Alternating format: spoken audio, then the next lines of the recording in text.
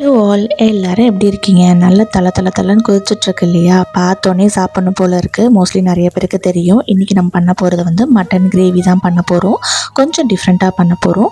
So mutton அப்படின்ற போதே first process வந்து குக்கரில் நல்லா வேக வச்சுக்கணும். நான் வந்து மட்டனுக்கு வந்து இஞ்சி, பூண்டு, கொஞ்சம் வெங்காயம், தக்காளி, அதுக்கப்புறம் வந்து சோம்பு, மிளகு, சீரகம், உப்பு இது எல்லாத்தையும் நல்லா அரைச்சிட்டு அந்த மட்டன் தண்ணியோடு ஊற்றி நல்லா கொதிக்க விட்டுருவேன். இங்கே வாங்குகிற மட்டன் வந்து எப்படியும் ஒரு 6-7 விசில் கிட்ட வைக்கணும். சைடில் பார்த்தீங்கன்னா இஞ்சி, பூண்டு, முந்திரி பருப்பு இல்லை வந்து பாதாம் பருப்பு, தேவையான அளவு வெங்காயம், தக்காளி இதெல்லாம் நல்லா நறுக்கி எடுத்துக்கலாம். ஒரு பேனில் வந்து சொம்பு போட்டு எண்ணெய் ஊற்றி இஞ்சி, பூண்டு, பாதாம் பருப்பு இல்லை முந்திரி பருப்பு, நீங்கள் நிறைய பேர் கேட்கலாம், நீ ஏன் வந்து எப்போத்தாலும் பாதாம் பருப்பு முந்திரி பருப்பே போடுற, அவ்வளோ பெரிய ஆளா அப்படின்னு சொல்லிட்டு. அப்படி இல்லைங்க, என்னோடய சின்ன பையனுக்கு வந்து பால் வந்து ஒத்துக்க மாட்டேங்குது. பசும் பால், கோகனட் மில்க் எதுவுமே ஒத்துக்க மாட்டேங்குது. அதனால் நான் வந்து மோஸ்ட்லி முந்திரி பருப்பு, பாதாம் பருப்பு போட்டு இந்த க்ரீமினஸ்க்காக போட்டுக்கிறது. இப்போ நம்ம அரைச்சி வச்ச எல்லாத்தையுமே எண்ணெயில் போட்டு வதக்கிட்டு தேவையான அளவு வந்து மிளகாத்தூள் போட்டு நல்லா வதக்கிக்கோங்க. அதுக்கப்புறம் அதை வந்து அரைச்சி எடுத்துக்கோங்க.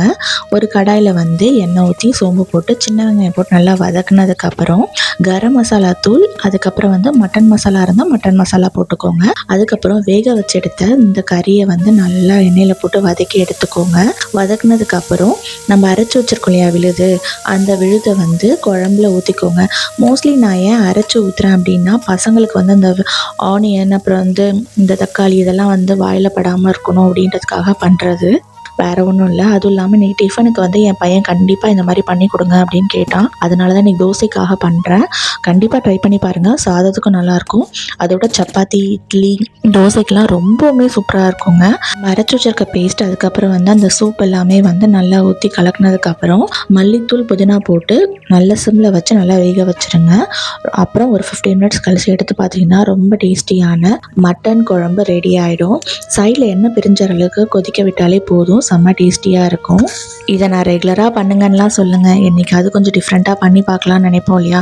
அன்னைக்கு இந்த மாதிரி ரெசிபி ட்ரை பண்ணி பாருங்கள். உங்கள் வீட்டில் எல்லாருமே உங்களை அப்ரிஷியேட் பண்ணுவாங்க. அந்தளவுக்கு டேஸ்டியாக இருக்கும். நல்லா தோசையை முறுன்னு ஊற்றி இந்த மாதிரி குழம்பு வச்சு சாப்பிட்டு பாருங்கள், செம்ம சூப்பராக இருக்கும். என் ஹஸ்பண்ட் வந்து நான்வெஜ் சாப்பிட மாட்டாங்க, அதனால் அவருக்கு தக்காளி தொக்கு, தோசை நல்லா கிறிஸ்பியாக ஊற்றி இந்த மாதிரி சாப்பிட்டிங்கன்னா செம்ம சூப்பராக இருக்குங்க. என்றைக்காவது ஒரு நாள் ட்ரை பண்ணி பாருங்கள். அதுக்கப்புறம் இந்த ரெசிபியை கண்டிப்பாக நீங்கள் ட்ரை பண்ணணும்னு யோசிச்சு பார்ப்பீங்க. கண்டிப்பாக ரெசிபி ட்ரை பண்ணி பார்த்த அன்றைக்கி எனக்கு கமெண்ட் பண்ணுங்கள் எப்படி வந்துச்சு அப்படின்னு சொல்லிட்டு.